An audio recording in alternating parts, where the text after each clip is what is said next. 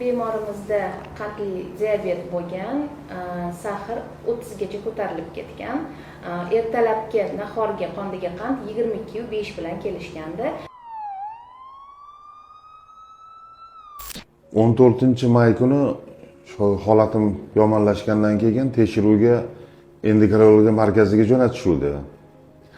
O'shanda kelib tekshirish qilganda mazam yomonligi, sal og'irligim, o'shaning uchun viloyat endokrinologiya bolnitsasiga yotqizishini aytishuvdi, reanimatsiya bo'limiga.